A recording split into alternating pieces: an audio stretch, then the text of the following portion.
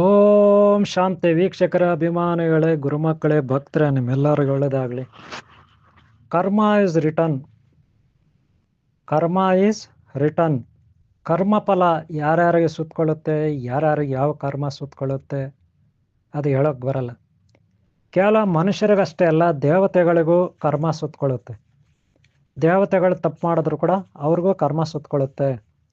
ವೀಕ್ಷಕರ ಅಭಿಮಾನಿಗಳೇ, ಗುರುಮಕ್ಕಳೇ, ನೀವು ಕೇಳಿರ್ಬೋದು, ಧರ್ಮಸ್ಥಳ ಇವತ್ತು ಧರ್ಮಸ್ಥಳ ಆಗಿ ಉಳಿದಿಲ್ಲ, ಅಧರ್ಮ ಸ್ಥಳ ಆಗಿದೆ. ಏನಾಗಿದೆ? ಅಧರ್ಮ ಸ್ಥಳ ಆಗಿದೆ. ಇನ್ನು ತಿರುಪತಿ ದಶಾವತಾರ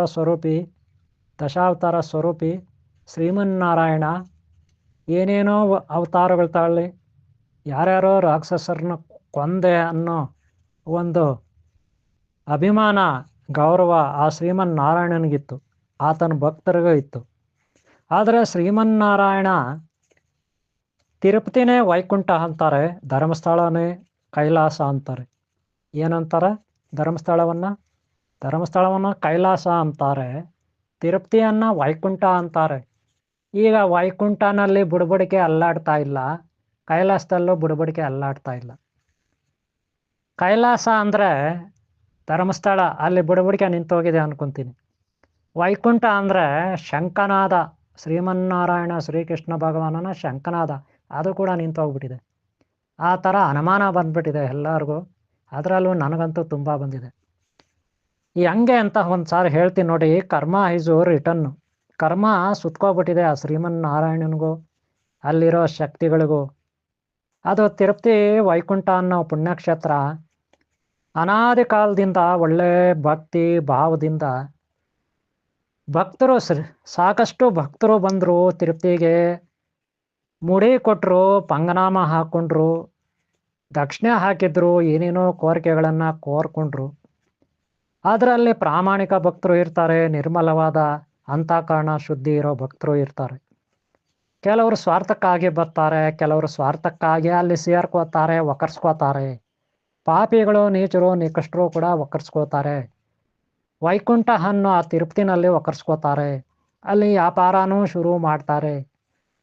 ವ್ಯಾಪಾರ ಶುರು ಮಾಡಿ ಮಾಡಿ ಮಾಡಿ ಮಾಡಿ ಆ ಲಾಡು ಪವಿತ್ರವಾದ ಅನಂತ ಪದ್ಮಾವತಿ, ಅನಂತ ಲಕ್ಷ್ಮಿ ಅವರ ಪ್ರಿಯವಾದ ಭೋಜನ, ಅದು ಅವರ ಸ್ವರೂಪ ಶಕ್ತಿ ಭೋಜನ, ಲಾಡು ಲಡ್ಡು. ಇಡೀ ವಿಶ್ವದಲ್ಲೇ ಪ್ರಖ್ಯಾತಿ ಶ್ರೀಮನ್ನಾರಾಯಣನ ವೈಕುಂಠ ಲಾಡು ಅದು.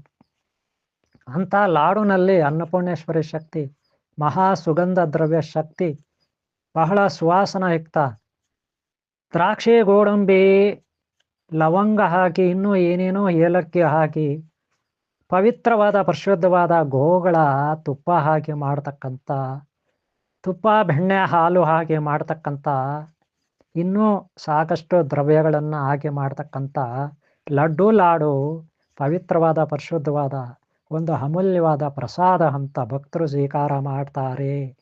ಆದರೆ ಅದೇ ಲಾಡುನಲ್ಲಿ ಇವತ್ತು ಗೋಗಳನ್ನು ಕಡಿದು, ಹಂದಿಯನ್ನು ಕಡಿದು, ಇನ್ನೇನನ್ನೋ ಪ್ರಾಣಿಗಳನ್ನು ಕಡಿದು, ಆ ಪ್ರಾಣಿಗಳ ಕೊಬ್ಬಿರುತ್ತಲ್ಲ, ಕೊಬ್ಬನ್ನು ಮಿಕ್ಸ್ ಮಾಡಿ ನೀಚರು, ನಿಷ್ಠರು, ಪಾಪಿಗಳು, ಅವ್ಯಾಕಿಗಳು, ಅಜ್ಞಾನಿಗಳು, ಸ್ವಾರ್ಥಿಗಳು ಇವತ್ತು ಲಾಡು ಲಡ್ಡು ಅದಕ್ಕೆ ತುಪ್ಪ ಬೇಕು, ಪವಿತ್ರವಾದ ತುಪ್ಪ ಬೇಕು. ಆದರೆ ಈ ಪಾಪಿಗಳು ಗೋಗಳ, ಹಂದಿಗಳ, ಪ್ರಾಣಿಗಳ ಕೊಬ್ಬನ್ನು ಸಪ್ಲೈ ಮಾಡಿ ವಂಚಿಸಿದ್ದಾರೆ. ಇದಕ್ಕೆ ಯಾರು ಕಾರಣರು? ಯಾಕೆ ಶ್ರೀಮನ್ನಾರಾಯಣ ಅಷ್ಟೊಂದು ಅವತಾರ ತಾಳ್ದ, ದಶಾವತಾರ ತಾಳ್ದ? ಎಂತೆಂಥ ಹಿರಣ್ಯಕಶ್ಯಪ, ಹಿರಣ್ಯಾಕ್ಷ, ರಾವಣಾಸುರ, ಕುಂಭಕರ್ಣ, ಆತ ಈತ ಇನ್ನೊಬ್ಬ ಮತ್ತೊಬ್ಬ ಅಂತ ರಾಕ್ಷಸರನ್ನ ಕೊಂದ ಶ್ರೀಮನ್ನಾರಾಯಣ ಹಾಗೂ ಅವರ ಟೀಮ್. ಆದರೆ ಇವತ್ತು ಅಲ್ಲಿ ಕೇಳೋರಿಲ್ಲ, ಮಾಡೋರಿಲ್ಲ. ತಿರುಪತಿನಲ್ಲಿ ಇವರು ಮೋಜು ಮಸ್ತಿ ಮಾಡಿ ಸಾಕಷ್ಟು ಭಕ್ತರಿಗೆ ವಂಚನೆ ಮಾಡಿದ್ರು. ಗೋಗಳ ತುಪ್ಪವನ್ನು ಸಪ್ಲೈ ಮಾಡಿ, ಹಂದಿ, ಕುರಿಗಳ, ಇನ್ನೊಂದು ಮತ್ತೊಂದು ಮೇಕೆಗಳ, ಯಾವ್ಯಾವುದೋ ದನಗಳ ಕೊಬ್ಬುಗಳನ್ನು ಸಪ್ಲೈ ಮಾಡಿ ಲಾಡು ಲಡ್ಡು ತಯಾರು ಮಾಡಲಿಕ್ಕೆ ಸಪ್ಲೈ ಮಾಡಿದ್ರು. ಪವಿತ್ರವಾದ ತುಪ್ಪನ ಸಪ್ಲೈ ಮಾಡಬೇಕಿತ್ತು. ಅಂಥದ್ದು ಇವರು ಮಾಂಸ, ಇನ್ನೊಂದು ಮತ್ತೊಂದು ಅದರ ತುಪ್ಪ, ಕೊಬ್ಬುಗಳ ಮಾಂಸದ ತುಪ್ಪಗಳನ್ನು ಸಪ್ಲೈ ಮಾಡಿ ಲಡ್ಡು ಲಾಡಿಗೆ ಹಾಕಿ, ಅದು ಸಾಕಷ್ಟು ಕೋಟ್ಯಾಂತರ ಭಕ್ತರಿಗೆ ಅವ್ರು ತಿನ್ನೋ ಹಾಗೆ ಮಾಡಿ ಅವ್ರ ಶರೀರದಲ್ಲಿ ಜೀರ್ಣ ಆಗುವ ಹಾಗೆ ಮಾಡಿ ಅವ್ರ ಶರೀರದಲ್ಲಿರೋ ಕಬ್ಬಿನಲ್ಲಿ ಈ ಕಬ್ಬು ಬೆರ್ತು ಹೋಯ್ತು. ಇಂಥ ಪಾಪಿ ನೀಚ ನಿಕೃಷ್ಟರು ಇದ್ದಾರೆ ಅಂತ ನಾವು ಬೈಕೊಂತೀವಿ. ನಿಜ ಹೇಳ್ಬೇಕಂದ್ರೆ ಎಲ್ಲೋ ಒಬ್ಬ ಗುಹೆಯಲ್ಲಿ ಕೂತು ಒಬ್ಬ ತಪಸ್ವಿ ಹಳೆಯ ಕಾಲದಲ್ಲಿ ತಪಸ್ ಮಾಡ್ತಿರ್ತಾನೆ. ಎಲ್ಲೋ ಒಬ್ಬ ಶರಣನೋ ದಾಸನೋ ದೈವ ಭಕ್ತನೋ ಗುಹೆನಲ್ಲೋ ಕಾಡಿನಲ್ಲೋ ಯಾವುದೋ ತೋಟದ ಮನೆಯಲ್ಲೋ ಎಲ್ಲೋ ಒಂದು ಒಂಟಿಯಾಗಿ ಎಲ್ಲ ಮನೆಯ ಮಕ್ಕಳ ಮಂದಿಯನ್ನ ಬಿಟ್ಟು ಸುಖ ಸಂಪದಗಳನ್ನು ಬಿಟ್ಟು ಮೋಜು ಮಸ್ತಿಯನ್ನ ಬಿಟ್ಟು ಚಳಿ ಗಾಳಿ ಮಳೆ ಹಿಂದೆ ತಪಸ್ಸಾಧನೆ ಮಾಡ್ತಿರ್ತಾನೆ. ಆಧ್ಯಾತ್ಮಿಕ ಪರಂಪರೆ ಆಧ್ಯಾತ್ಮಿಕ ಸಂಸ್ಕೃತಿ ಸಂಸ್ಕಾರವನ್ನು ಈ ಜಗತ್ತಿಗೆ ಕೊಡ್ಲಿಕ್ಕಾಗಿ ಪಡ್ತಾ ಇರ್ತಾನೆ. ಕವನ ಬರಿತಾನೋ ಕವಿತಾ ಬರಿತಾನೋ ಪದ್ಯ ಬರಿತಾನೋ ಪಾಠ ಬರಿತಾನೋ ಗ್ರಂಥ ಬರಿತಾನೋ ಆತ ಒಟ್ಟಿನಲ್ಲಿ ತಪಸ್ವಿ. ಧರ್ಮ ಉಳಿಬೇಕು, ಧರ್ಮ ಬೆಳಿಬೇಕು, ಧರ್ಮನ ಎತ್ತಿ ಹಿಡಿಬೇಕು ಅಂತ ಪ್ರಯತ್ನ ಪಡ್ತಿರ್ತಾನೆ. ಆತನ ಉದ್ದೇಶ ಆತನ ಗುರಿ ಒಂದು ಪ್ರಾಜೆಕ್ಟ್ ವರ್ಕ್ ಆಗಿರ್ತದೆ, ಆತನದೇ ಆದ ಒಂದು ಪ್ರಾಜೆಕ್ಟು. ಆದರೆ ಅದಕ್ಕೆ ಸಹಾಯ ಮಾಡಬೇಕಾಗಿರೋದು ಇಂದ್ರಾದಿ ದೇವತೆಗಳು, ಸಚೀಂದ್ರಾದಿ ದೇವತೆಗಳು, ಋಷಿಮುನಿಗಳು. ಓಂ ಶ್ರೀ ಧೂಮ್ರಕೇತು ಕಲ್ಕಿ ಚಿಂತಾರ ವಿದ್ಯಾ ಮಹಾಗಣಪತಿಯಿಂದ ಶ್ರೀ ವಿಲ್ಲಿ ಮಾತಾ ದೇವಸೇನ ಮಾತೆಯವರೆಗೂ ಎಲ್ಲ ಮಾತಾ ಪಿತಾ ಪೂರ್ವ ಶಕ್ತಿ ಹಿತೈಷಿ ಬಂಧು ಮಿತ್ರ ಗುರು ಶಕ್ತಿ ದೇವತಾ ಶಕ್ತಿ ಸಹಾಯ ಮಾಡಬೇಕು. ಯಾರಿಗೆ? ಎಲ್ಲೋ ಒಂದು ಕಡೆ ಸುಖ ಸಂಪದಗಳನ್ನು ಬಿಟ್ಟು ತಪಸ್ಸಾಧನೆ ಮಾಡ್ತಾನಲ್ಲ ಅಂತ ಒಬ್ಬ ತಪಸ್ವಿಗೆ ಯೋಗಿಗೆ ಸಹಾಯ ಮಾಡ್ಬೇಕು. ಇವರು ಸಹಾಯ ಮಾಡದೆ ತಡ ಮಾಡ್ಕೊಂಡು ಉದಾಸೀನ ಮಾಡ್ಕೊಂಡು ಹೋದ್ರೆ ಆತನ ತಪಶಕ್ತಿ ಜ್ವಾಲೆ, ಆ ತಪಸ್ವಿಯ ಜ್ವಾಲೆ, ಆತನ ಕಷ್ಟ ನೋವು ಬಾಧೆ ಸಂಕಟದ ಉಸಿರು, ಆತನ ಕಷ್ಟದ ಉಸಿರು ಈ ದೇವತೆಗಳಿಗೆ ತಗಲಲ್ವಾ? ನೀವೇ ಹೇಳಿ. ತಗಲುತ್ತೆ. ಆಗ ಆತನ ತಪಸ್ಸಿನ ಜ್ವಾಲೆ ಆ ಧರ್ಮಸ್ಥಳನೂ ಸುಡುತ್ತೆ. ಒಳ್ಳೆ ಪವಿತ್ರವಾದ ಕೈಲಾಸದಂಥ ಧರ್ಮಸ್ಥಳ ಅಧರ್ಮಸ್ಥಳ ಆಗ್ಬಿಡುತ್ತೆ. ಬುರುಡೆ ಗಿರುಡೆ ಅನ್ಕೊಂಡು ಸಂಘ ಸಂಸ್ಥೆಗಳವರು ತಿಂತಾರೆ, ಮೆಕ್ತಾರೆ. ಅಲ್ಲಿ ಪೊಲೀಸವರು ಇನ್ನೊಬ್ರು ಮತ್ತೊಬ್ರು ಎಲ್ಲ ಮೆಕ್ತಾರೆ. ಆದರೆ ಪ್ರಾಮಾಣಿಕರು ಯಾರೋ ಇಬ್ಬರು ಅಷ್ಟೇ ಎಲ್ಲ ಡಿಪಾರ್ಟ್ಮೆಂಟ್ಗಳಲ್ಲಿ.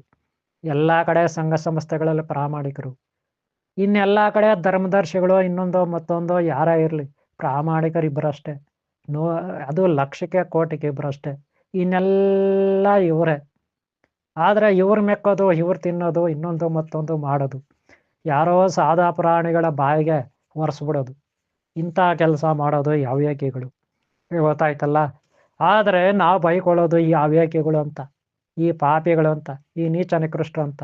ನಿಜ ಹೇಳ್ಬೇಕಾದ್ರೆ ಸತ್ಯನೇ ಬೇರೆ ಇದೆ. ಅದೇನಪ್ಪ ಅಂದರೆ ಒಬ್ಬ ತಪಸ್ವಿ ತಪಸ್ ಮಾಡೋವಾಗ ಅವನಿಗೆ ಪರೀಕ್ಷೆಗಳನ್ನು ಒಡ್ಡಬೇಕು ದೇವತೆಗಳು, ಇನ್ನೊಬ್ಬರು ಮತ್ತೊಬ್ಬರು, ಈ ಪ್ರಕೃತಿ. ಅದು ತಪ್ಪಲ್ಲ. ಯಾಕಂದ್ರೆ ಅವನ್ನ ಪರೀಕ್ಷೆ ಮಾಡಿದಾಗ ಅವನು ಒಳ್ಳೆಯವನ ಕೆಟ್ಟವನ ಅಂತ ಗೊತ್ತಾಗುತ್ತೆ. ಓಕೆ, ಒಪ್ಕೊಳ್ತೀನಿ.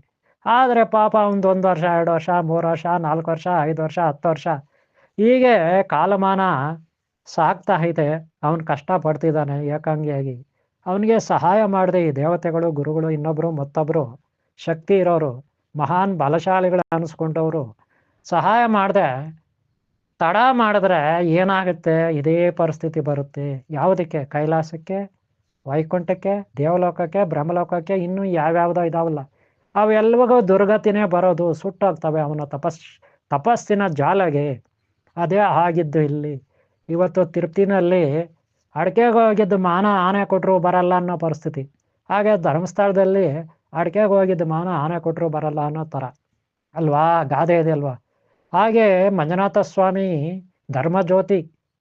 ಧರ್ಮಜ್ಯೋತಿ ಮಂಜುನಾಥ ಸ್ವಾಮಿ, ಪಂಜುರ್ಲಿ ಹಣ್ಣಪ್ಪ, ಕೊರಗಜ್ಜ ಇತ್ಯಾದಿ ಅಷ್ಟನಾಗ ಅಷ್ಟರುದ್ರ ಅಷ್ಟಭೈರವರು ರಕ್ಷಣೆ ಮಾಡಬೇಕು. ಆದರೆ ಇವರಿಗೆಲ್ಲ ಯಾವಾಗ ಬುದ್ಧಿ ಬರುತ್ತೋ, ಯಾವಾಗ ಕಣ್ ತೆರಿತಾರೋ, ಯಾವಾಗ ಜ್ಞಾನೋದಯ ಆಗುತ್ತೋ ಇವ್ರಿಗೆಲ್ಲ ಗೊತ್ತಿಲ್ಲ. ಆದರೆ ಧರ್ಮಸ್ಥಳ ಅಂತೂ ಎಗ್ಗೊಟ್ಕೊಂಡು ಹೋಗಿದೆ, ಡಸ್ಟ್ಬಿನ್ನಲ್ಲಿ ಬಿದ್ದಿದೆ. ಹಾಗೆ ತಿರುಪ್ತಿನೂ ಈಗ ಬಿದ್ದೋಗಿದೆ ಡಸ್ಟ್ಬಿನ್ನಲ್ಲಿ. ಕಾರಣ ನೂರಾರು ಸಾವಿರಾರು ಲಕ್ಷಾಂತರ ಮಂದಿ ಭಕ್ತರು ದನದ ಕೊಬ್ಬು, ಇನ್ನೊಂದು ಕೊಬ್ಬು, ಮತ್ತೊಂದು ಕೊಬ್ಬು ಆ ಲಡ್ಡುನಲ್ಲಿ ತಿಂದಿದ್ದಾರೆ. ಪಾಪ ಅವ್ರದ್ದು ಏನು ತಪ್ಪಿದೆ ಭಕ್ತರದು? ತಿನ್ನಿಸ್ದವ್ರು ಯಾರು? ಉಣಿಸ್ದೇವ್ರು ಯಾರು? ಇದನ್ನು ಕಣ್ಣಾರನೇ ನೋಡ್ದವ್ರು ಆ ದರ್ಶನಿ ಆ ಟೀಮ್ ಅಲ್ವಾ? ಆ ದೇವತೆಗಳಲ್ವಾ? ಆ ಮಹಾನ್ ಅನಿಸ್ಕೊಂಡು ಗುರುಗಳಲ್ವಾ? ಅವ್ರಿಗೆಲ್ಲ ದಿವ್ಯ ಜ್ಞಾನ ಇಲ್ವಾ? ದಿವ್ಯ ದೃಷ್ಟಿ ಇಲ್ವಾ? ಅವರು ಲಾಸ್ಟ್ಗೆ ನೋಡ್ಕೊಂಡೇ ಸುಮ್ಮನೆ ಕೂತ್ಬಿಟ್ರಲ್ಲ. ಆ ಲಡ್ಡುನಲ್ಲಿ ದನದ ಕೊಬ್ಬು ಬೆರೆಸ್ತಾರ, ಹಂದಿ ಕೊಬ್ಬು ಬೆರೆಸ್ತಾರ, ಇನ್ನೊಂದು ಕೊಬ್ಬು ಬೆರೆಸ್ತಾರ, ಅವ್ರಿಗೆ ಗೊತ್ತಿಲ್ವಾ? ಗೊತ್ತಿದ್ದು ಸುಮ್ಮನೆ ಇದ್ರ ಹಂಗಾದ್ರೆ ಕರ್ಮ ಇಸ್ ರಿಟರ್ನ್ ಆಗ್ಲೇಬೇಕಲ್ವ. ಅದಕ್ಕೆ ತಿರುಪ್ತಿ ಆ ಕೇಸು ಈಗ ಕೋರ್ಟಲ್ಲಿದೆ, CBIನವರು ಕೋರ್ಟ್ಗೆ ಹಾಕಿದ್ದಾರೆ. ಈಗ ಸದ್ಯಕ್ಕೆ ಆರೋಪ ಅಷ್ಟೇ. ಅದು ಅಪರಾಧ ಯಾರ್ಯಾರು ಮಾಡಿದ್ದಾರೆ ಅಪರಾಧಿಗಳು ಅವರಿಗೆ ತಕ್ಕ ದಂಡನೆ ಆಗುತ್ತೆ. ಮಾಡಿದ್ದುಣ್ಣ ಮಾರಾಯ, ಉಪ್ಪು ತಿಂದ ಅವ್ರು ನೀರು ಕುಡಿಲೇಬೇಕು, ಕರ್ಮ ಇಸ್ ರಿಟರ್ನ್. ಇಲ್ಲಿ ಯಾರ್ಯಾರು ಕರ್ಮ ಒಕ್ಕರ್ಸ್ಕೊಂಡಿದ್ಯೋ ಗೊತ್ತಿಲ್ಲ. ಮನುಷ್ಯರಿಗೆ ಅಷ್ಟೇ ಅಲ್ಲ, ದೇವತೆಗಳಿಗೂ ಒಕ್ಕರ್ಸ್ಕೊಂಡಿದ್ಯೋ, ಗುರುಗಳಿಗೂ ಒಕ್ಕರ್ಸ್ಕೊಂಡಿದ್ಯೋ ಗೊತ್ತಿಲ್ಲ. ಆದರೆ ಧರ್ಮಸ್ಥಳ ಅಂತೂ ನಾಶ ಆಗೋಯ್ತು, ತಿರುಪ್ತಿನೂ ಈಗ ನಾಶ ಆಗೋಗಿದೆ. ಅಲ್ಲೇನೂ ಇಲ್ಲ, ಅಲ್ಲಾಡ್ಸೋಕ್ಕೆ ಬುಡಬಡಿಕೆ ಅನ್ನೋ ಥರ ಆಗೋಗಿದೆ. ಗೊತ್ತಾಯ್ತಲ್ಲ. ಅದನ್ನು ಸರಿ ಮಾಡಬೇಕಾದ್ರೆ ಯಾರೋ ಒಬ್ಬ ತಪಸ್ವಿ ಎಲ್ಲೋ ಒಂದು ಕಡೆ ತಪಸ್ಸು ಮಾಡ್ತಿರ್ತಾನೆ. ಅವನು ಜಾಲೆಯಿಂದ ಇವತ್ತಿದೆಲ್ಲ ಆಗಿದೆ, ತಪಸ್ಸಿನ ಜಾಲೆಯಿಂದ. ಕರ್ಮ ಇಸ್ ರಿಟರ್ನ್ ಎಲ್ಲರಿಗೂ ಸುತ್ಕೊಂಡಿದೆ. ಆದರೆ ಈಗಲಾದರೂ ಆ ದೇವತೆಗಳು ಎಚ್ಚೆತ್ಕೋಬೇಕು, ಆ ದೇವತೆಗಳ ಟೀಮ್ ಎಚ್ಚೆತ್ಕೊಳ್ಬೇಕು ಅಂತ ನನ್ನ ಮನವಿ, ಪ್ರಾರ್ಥನೆ. ದೇವತೆಗಳು ಎಚ್ಚೆತ್ಕೊಳ್ದೆ ಹೋದ್ರೆ, ಋಷಿಮುನಿಗಳು ಎಚ್ಚೆತ್ಕೊಳ್ದೆ ಹೋದ್ರೆ ಇನ್ನು ಈ ಜಗತ್ತಿನ ಕತೆ ಅಷ್ಟೇ ಅಂತ ಹೇಳ್ತಾ ಈ ವಿಡಿಯೋನ ಮುಗಿಸ್ತಾ ಇದ್ದೀನಿ. ಈ ಜಗತ್ತಿನ ಕತೆ ಅಷ್ಟೇ ಅಂತ ನಾನು ಈ ವಿಡಿಯೋನ ಮುಗಿಸ್ತಾ ಇದ್ದೀನಿ. ನಿಮ್ಮೆಲ್ಲರಿಗೂ ಒಳ್ಳೇದಾಗಲಿ. ನೀವು ಎಚ್ಚರಿಕೆ ಅಂದಿರಿ, ಒಳ್ಳೆ ಕೆಲಸಗಳು ಮಾಡಿ, ಧರ್ಮನ ಉಳಿಸ್ಲಿಕ್ಕೆ, ಸಂಸ್ಕೃತಿನ ಉಳಿಸ್ಲಿಕ್ಕೆ, ಅದರಲ್ಲೂ ಹಿಂದೂ ಧರ್ಮನ ಉಳಿಸ್ಲಿಕ್ಕೆ, ಸಂಸ್ಕೃತಿನ ಉಳಿಸ್ಲಿಕ್ಕೆ, ಸಂಸ್ಕಾರವನ್ನು ಉಳಿಸ್ಲಿಕ್ಕೆ ನೀವೆಲ್ಲರೂ ಪ್ರಯತ್ನ ಪಡ್ತೀರಾ ಅನ್ನೋ ನಂಬಿಕೆಯಿಂದ ನಿಮ್ಮೆಲ್ಲರಿಗೂ ನನ್ನ ಆಶೀರ್ವಾದಗಳು. ಈ ವಿಡಿಯೋ ಇಷ್ಟ ಆದರೆ ಒಂದು ಲೈಕ್ ಮಾಡಿ, ಹಾಗೆ ಹಿಂದಿನ ಭಾಗಗಳು ನೋಡಿ, ಮುಂದಿನ ಭಾಗಗಳು ನೋಡಿ. ನಿಮ್ಮೆಲ್ಲರಿಗೂ ಒಳ್ಳೆಯದಾಗಲಿ. ಆದಷ್ಟು ಧರ್ಮಸ್ಥಳದ ಬಗ್ಗೆ, ತಿರುಪತಿ ಬಗ್ಗೆ ತಿಳ್ಕೊಳ್ಳಿ. ಅಲ್ಲೇನೆಲ್ಲ ಲಡ್ಡು ಬಗ್ಗೆ ನಡೀತು, ಇಲ್ಲೇನೆಲ್ಲ ಬುರುಡೆ ಬಗ್ಗೆ ನಡೀತು ಅನ್ನೋದು ಸರಿಯಾಗಿ ತಿಳ್ಕೊಳ್ಳಿ. ಕೆಲವರು ಸುಮ್ಮನೆ ಕಾಮೆಂಟ್ ಮಾಡ್ತಾರೆ, ಏನೇನೋ ಆಲೋಚನೆ ಮಾಡಿಬಿಡ್ತಾರೆ. ಹಂಗೆಲ್ಲ ಮಾಡಬೇಡಿ. ಈ ವಿಡಿಯೋ ಪೂರ್ತಿ ನೋಡಿದ್ದೀರಾ? ಧರ್ಮಸ್ಥಳದ ಏನು ಕತೆ ನ್ಯೂಸ್ಗಳಲ್ಲಿ ಇನ್ನೂ ಏನೇನೋ ಗೊತ್ತಿಲ್ಲ ಅಂದರೆ ತಿಳ್ಕೊಳ್ಳಿ. ಹಾಗೆ ತಿರುಪ್ತಿದು ಇನ್ನೂ ಏನೇನೋ ಗೊತ್ತಿಲ್ಲ ಅಂದರೆ ಬೇರೆಯವ್ರನ್ನ ಕೇಳಿ ತಿಳ್ಕೊಳ್ಳಿ. ಆಮೇಲೆ ಏನಾದರೂ ಕಾಮೆಂಟ್ ಮಾಡೋದಿದ್ರೆ ಮಾಡಿ. ಗೊತ್ತಾಯ್ತಲ್ಲ? ಓಕೆ, ಎಲ್ಲರಿಗೂ ಒಳ್ಳೆಯದಾಗಲಿ. ಎಲ್ಲರಿಗೂ ಒಳ್ಳೆಯದಾಗಲಿ. ಆ ದೇವತೆಗಳು ಎಚ್ಚೆತ್ತುಕೊಳ್ಳಿ, ಧರ್ಮನ ಉಳಿಸ್ಲಿಕ್ಕೆ ಸಹಾಯ ಮಾಡಲಿ. ಯಾರೋ ಒಬ್ಬ ತಪಸ್ವಿ ತಪಸ್ಸು ಮಾಡ್ತಿದ್ದಾನಲ್ಲ ಅವನಿಗೆ. ಇಷ್ಟು ಹೇಳ್ತಾ ಈ ಒಂದು ಎಪಿಸೋಡ್ನ ಮುಗಿಸ್ತಾ ಇದ್ದೀನಿ. ಲೈಕ್ ಮಾಡೋದು ಮರಿಬೇಡಿ, ಸಬ್ಸ್ಕ್ರೈಬ್ ಮಾಡೋದು ಮರಿಬೇಡಿ. ನಾಗಸೃಷ್ಟಿ 2012 ಚಾನಲ್ ಇದೆ, ಅದನ್ನು ಸಬ್ಸ್ಕ್ರೈಬ್ ಮಾಡಿ. ಓಮಾಸ್ ಚಾನಲ್ಸ್ 2012 ಇದೆ, ಅದನ್ನು ಸಬ್ಸ್ಕ್ರೈಬ್ ಮಾಡ್ಕೊಳ್ಳಿ. ಎರಡೂ ಚಾನಲ್ನ ಸಬ್ಸ್ಕ್ರೈಬ್ ಮಾಡ್ಕೊಳ್ಳಿ. ಎರಡೂ ಚಾನಲಲ್ಲಿ ವೀಡಿಯೋಗಳು ನೋಡಿ. ನಿಮ್ಗೊಳ್ಳೇದಾಗಲಿ, ನಿಮ್ಮನ್ನು ನಮ್ದವ್ರಿಗೆ ಒಳ್ಳೇದಾಗಲಿ, ಒಳ್ಳೆಯವ್ರಿಗೆ ಯಾವಾಗ ಒಳ್ಳೇದಾಗಲಿ.